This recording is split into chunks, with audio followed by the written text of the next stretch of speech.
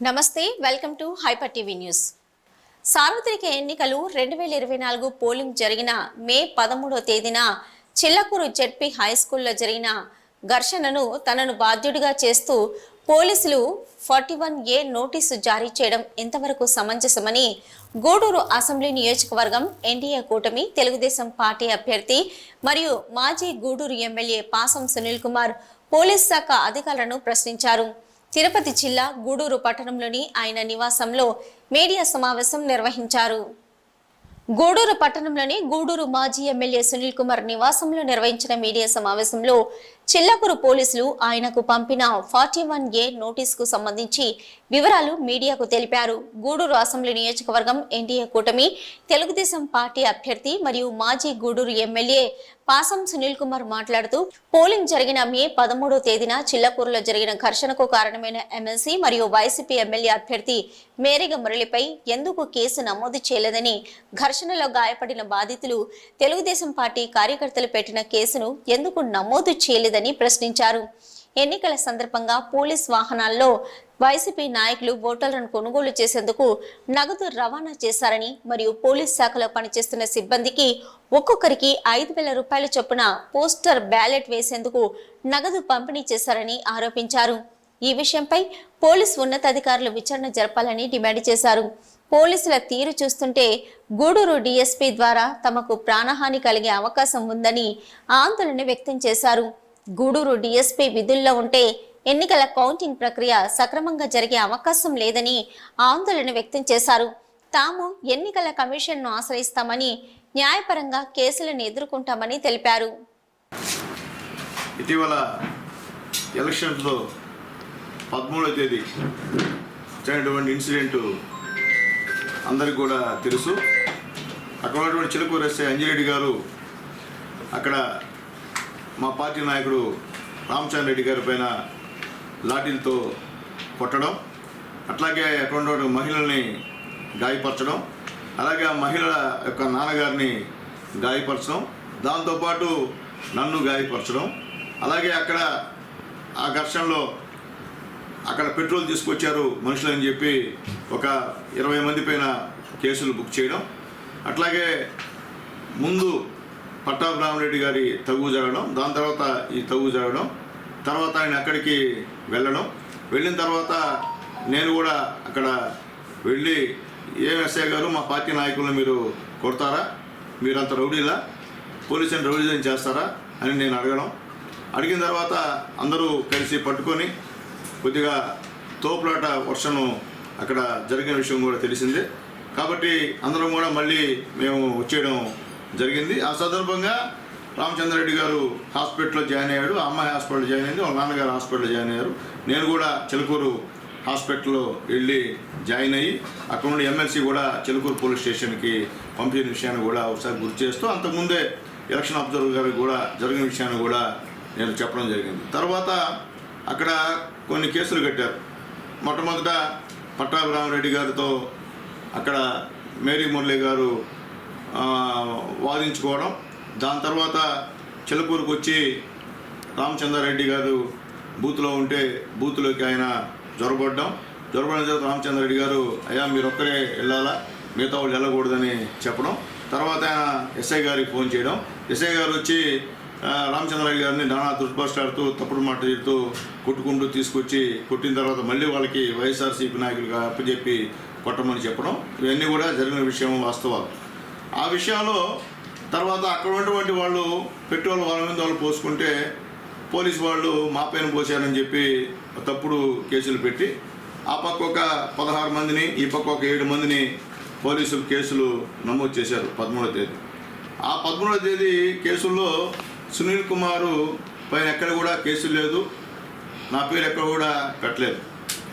ఈరోజు మధ్యాహ్నం 1:30 సమయంలో రూరల్ ఎస్ఐ గారు నాకు ఫోన్ చేసి సార్ మీరు ఎక్కడ ఉన్నారు సార్, నేను బయట ఉన్నానయ్యా అన్న. సార్ మీకు నోటీస్ ఇవ్వాలి సార్ అన్నాడు. ఏం నోటీస్ అయ్యా అన్న, మీరు చిలకూరులో జరిగిన సంఘటనలో మీ ప్రోద్బలంతో ఆ యొక్క ఘర్షణ జరిగింది కాబట్టి మీకు ఒక నోటీస్ ఇస్తామని చెప్పారు. అయ్యా నా ప్రోద్బలం జరిగిందే బాబు, నేను వచ్చింది చివరిలో వచ్చాను, నేను వచ్చే లోపలికే ఒక పక్క వాళ్ళు ఒక పక్క వీళ్ళు ఉన్నారు, నేను పోలీసుని అడిగింది వాస్తవమే, ఏమండి మీరు రౌడీలో లేకున్నారు అని మా వాళ్ళు కొడుతుంటే మీరు చూస్తూ ఉన్నారండి, ఇదే పంచిపాలత, ఇదే లా అండ్ ఆర్డర్ మీరు చేసేది అని నేను మాట్లాడింది వాస్తవేనయ్యా. కానీ అసలు నా పేరు ఎందుకు పెట్టారంటే మీ పైన ఎస్ఐ అంజిరెడ్డి గారు కంప్లైంట్ చేశారని చెప్పారు. ఎస్ఐ అంజిరెడ్డి గారు కంప్లైంట్ చేసింది ఏంటంటే ఆ సమయంలో ఎక్స్ఎమ్మెల్యే మరియు ప్రస్తుత అభ్యర్థి టీడీపీ కంటెస్టింగ్ అభ్యర్థి పాశం సునీల్ కుమార్ అక్కడికి వచ్చి కొంతమందితో వచ్చి మమ్మల్ని ఉద్దేశించి మీరు రౌడీలా మెందు చూస్తానని అన్నాడు అని ఒక మాట దాంట్లో పొందుపరిచాడు. దానికి అనుగుణంగా వాళ్ళు నా పేరుని 13వ తేదీ జరిగినటువంటి ఎఫ్ఐఆర్లో నా పేరు చేర్చకుండా కొత్తగా ఈరోజు చివరిలో ఆయన కూడా చెప్పాడు, లాస్ట్లో వచ్చాడు సునీల్ కుమార్ అని. ఈరోజు సునీల్ కుమార్ పోద్భవంతోనే ఏం జరిగిందని చెప్పి నా పైన కేసు బుక్ చేసి వాళ్ళు ఈరోజు 41 నోట్ ఇచ్చేదానికి నా దగ్గరికి వచ్చారు. సరే, వచ్చిన తర్వాత నేను ఎస్ఐ గారికి చెప్తూ ఉన్నా, సరే సాయంత్రం 6 గంటలు రానండి, నేను ఉంటాను తీసుకుంటానని చెప్పా. తర్వాత సిఐ గారికి ఫోన్ చేశా. సిఐ గారికి ఫోన్ చేశా, ఓకే ఇబ్బంది లేదు సార్, నా పైన ఇచ్చారు కదా కేసు, నేను ఇచ్చిన కేసుని ఏం చేశారన్నా, నాకు మీ కేసు రాలేదన్నాడు. మేము అన్ని కేసులన్నీ కూడా లాయర్ ద్వారా ప్రాపర్ ఛానల్గా అన్ని రిజిస్టర్ పోస్ట్ చేశాం. అలాగే ఎమ్మెల్సీ కూడా చిలకూరు పోలీస్ స్టేషన్కి పెట్టాం. కానీ ఎక్కడ కూడా కనిపించే పరిస్థితి లేదు. సిఏ గారు నాకేం రాలేదు సార్, ఉంటుందేమో స్టేషన్కి వెళ్తాను సార్ అని చెప్పి వేణుగోపాల్ రెడ్డి గారు నాతో చెప్పడం జరిగింది. అది కూడా చూడండి సార్, అది కూడా కేసు కట్టండి, అందరికి కట్టినప్పుడు మాది కట్టాలి కదా అని చెప్పారు. ఇక్కడ వీడియో ఫుటేజ్ కూడా ఉంది, కావాలంటే ఒకసారి మీకు కూడా చూపిస్తా. ఇంకా చూడండి, మేరీ మురళి గారు పట్టాభిరెడ్డి గారితో వాగ్వాదం అయ్యి పట్టాభిరెడ్డి గారిని తోసినటువంటి దృశ్యం ఇది.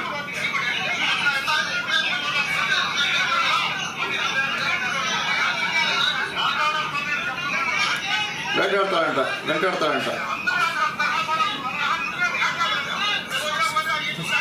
చూసారా, తోసాడు లేదా?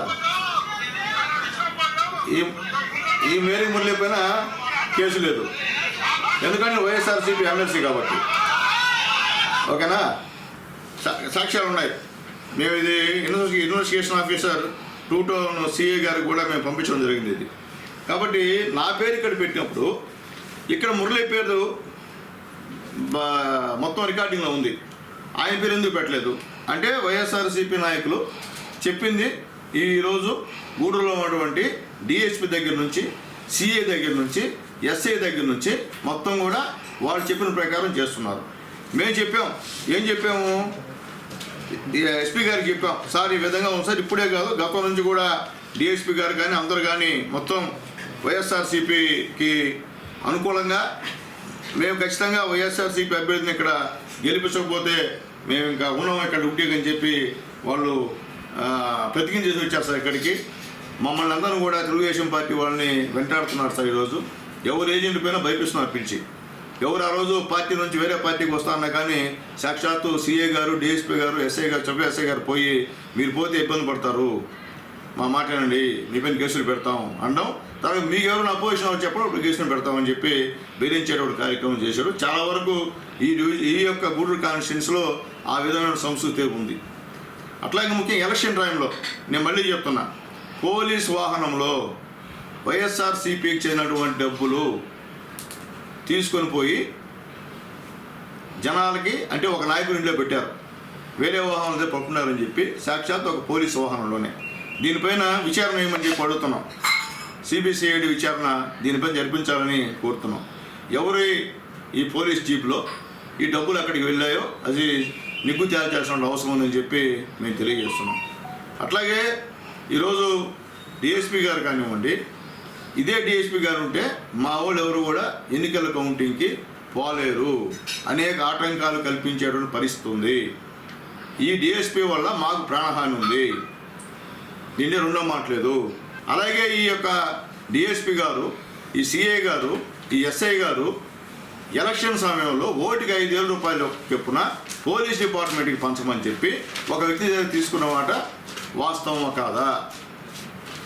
ఏం మీకంతా, మీరు ప్రజల డబ్బుతో ఉద్యోగాలు చేస్తా, మీరు ఒక పార్టీ కొమ్ము కాసేటువంటి అవసరం ఏముందని చెప్పి మేము అడుగుతున్నాం. ఈరోజు మా తెలుగుదేశం పార్టీ నాయకులు, కార్యకర్తలు ఈ డిఎస్పీ గారి వల్ల, ఈ సిఐ వల్ల ఈ ఎస్ఐ గారి వల్ల భయభ్రాంతులు లోనేటువంటి పరిస్థితి.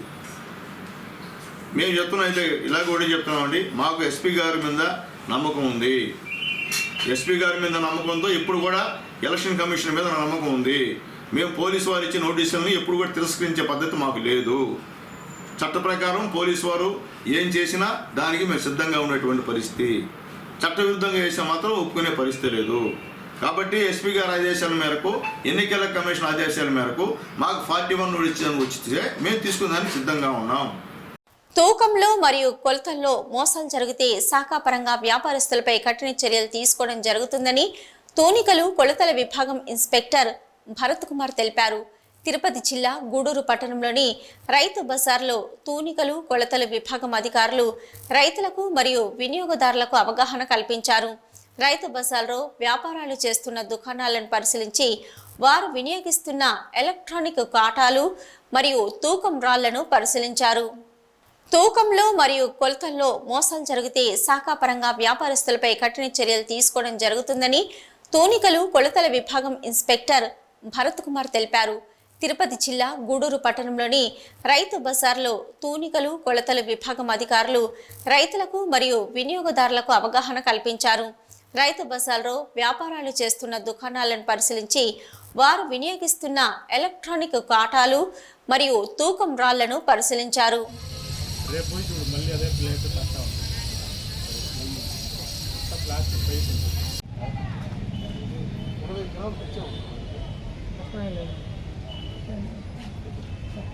అంతలే ఉంది, సరిపోద్దులే.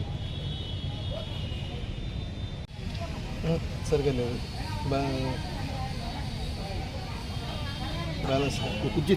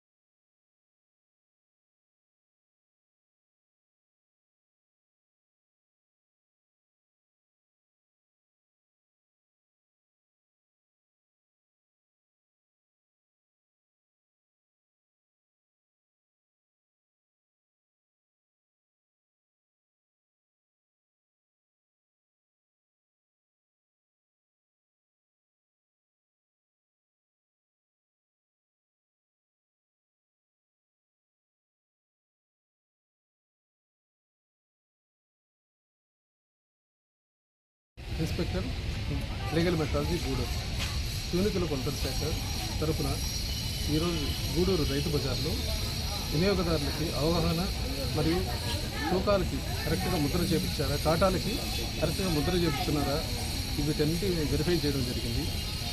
ఎవ్రీ ఇయర్ ఎలక్ట్రానిక్ కాటాలకి ప్రతి సంవత్సరం వచ్చేసి వీటికి సంబంధించేసి యాన్యువల్గా రెన్యువల్ చేయించుకోవాల్సి వస్తుంది. అదే మనకి లైట్ వర్క్ అయితే 2 years ఒకసారి మనం వెరిఫై చేయించుకోవాల్సి వస్తుంది. చేయించుకోవడం వల్ల ఎవరైనా వ్యాపారస్తులు కానీ మన డిపార్ట్మెంట్ని సంప్రదించి ముద్ర చేయించుకోవాల్సిందిగా అందరినీ కోరుతున్నాం. ఎట్టి పరిస్థితుల్లో వీటి తూకాల్లో మోసాలు ఉంటే చట్టపరమైన చర్యలు తీసుకుంటాం. ఎవరైనా అసాంఘిక కార్యకలాపాలకు పాల్పడితే వారిని ఉపేక్షించేది లేదని చట్ట ప్రకారం చర్యలు తీసుకుంటామని గూడూరు రూరల్ సిఐ వేణుగోపాల్ రెడ్డి హెచ్చరించారు. తిరుపతి జిల్లా గూడూరు 2వ పట్టణ పరిధిలోని టిట్కో అపార్ట్మెంట్ నివాసాల వద్ద పోలీసులు కార్డన్ సెర్చ్ నిర్వహించి సరైన ధృవీకరణ పత్రాలు లేని సుమారు 25 వాహనాలను పోలీసులు స్వాధీనం చేసుకున్నారు.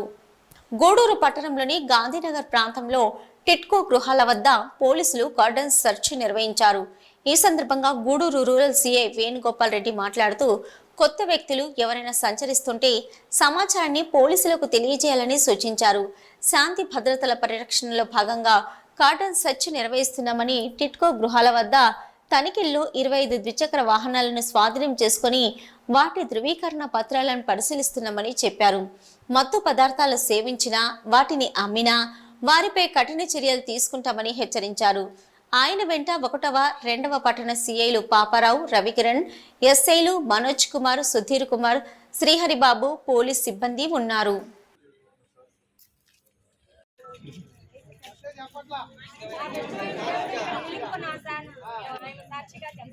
ఎవరు ఎలాంటి తెలిసి తప్పులు చేయము, తప్పులు తెలిసినా పోలీస్ వారికి తెలియజేస్తాము. ఓకే. 15 సంవత్సరాల దాకా పెళ్లి చేయకూడదు. నేను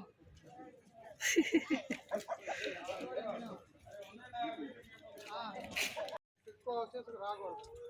అది మెయిన్ గుర్తు పెట్టుకోవాల్సిన.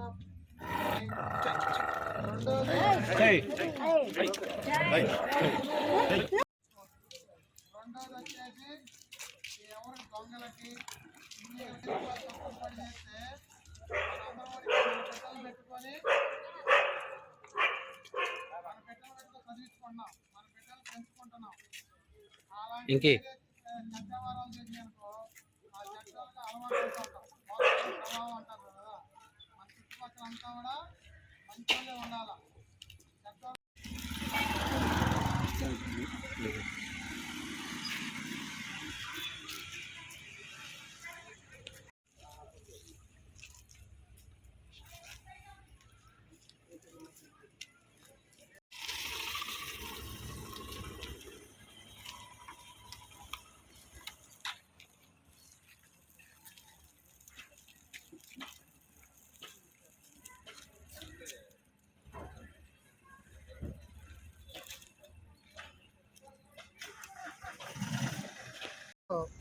తెల్లారుజామున ఇక్కడ చెక్ చేయడం జరిగింది.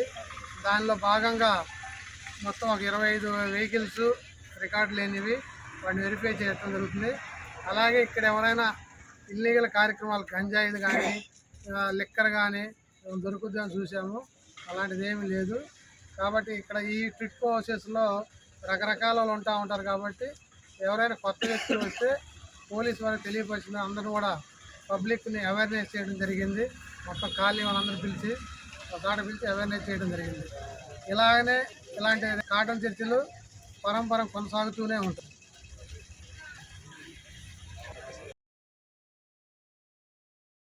ప్రస్తుతం మద్యం దుకాణాలలో డిజిటల్ పేమెంట్ ద్వారా మాత్రమే మద్యం విక్రయాలు జరపాలని ప్రభుత్వ నిర్ణయంతో మద్యం వినియోగదారులు తీవ్ర ఇబ్బందులు పడుతున్నారు. ఈ క్రమంలో తిరుపతి జిల్లా గూడూరు పట్టణంలోని ప్రభుత్వ దుకాణాల వద్ద మద్యం వినియోగదారులు డిజిటల్ చెల్లింపు చేయలేక అవస్థలు పడుతున్నట్లు వ్యక్తమవుతుంది.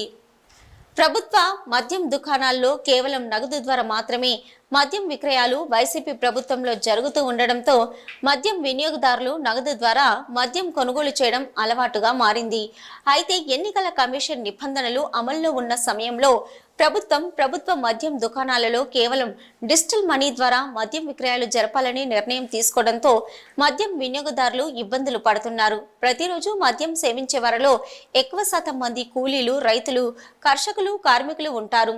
అయితే డిజిటల్ మనీ ద్వారా మద్యం కొనుగోలు చేసేందుకు మద్యం వినియోగదారుల వద్ద సరైన వసతులు లేకపోవడంతో మద్యం దుకాణాల వద్ద వారు పడుతున్న ఇబ్బందులు వర్ణనాతీతంగా ఉన్నాయి. చేతిలో డబ్బులుంచుకొని దుకాణంలో మద్యం ఉన్నా కొనుగోలు చేయలేని పరిస్థితి సరైన పద్ధతి కాదని మద్యం వినియోగదారులు ఆవేదన వ్యక్తం చేస్తున్నారు. పలుచోట్ల ప్రభుత్వం మద్యం దుకాణాల వద్ద మద్యం వినియోగదారులు తీవ్ర అసహనం వ్యక్తం చేస్తూ ఆవేదన చెందుతున్నారు.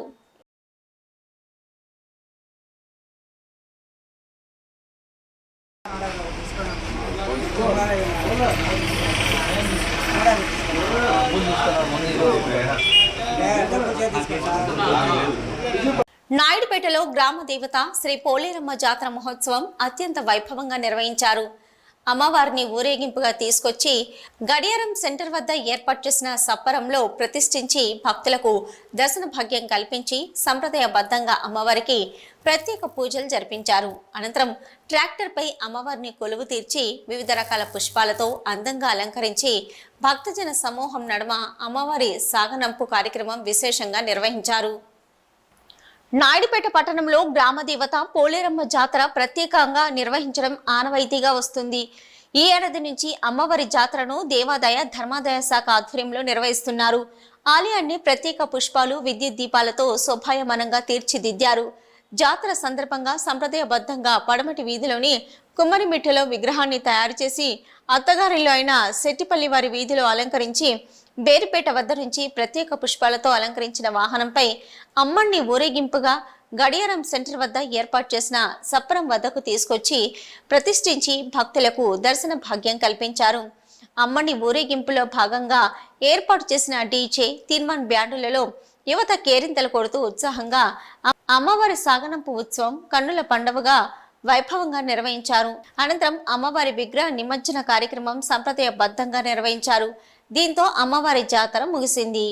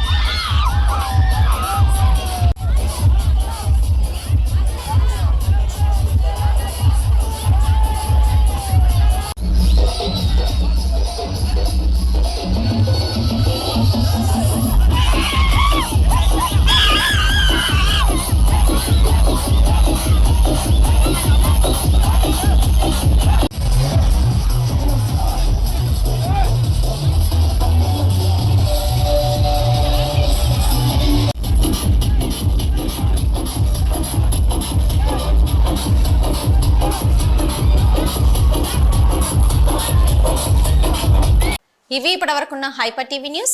నమస్తే.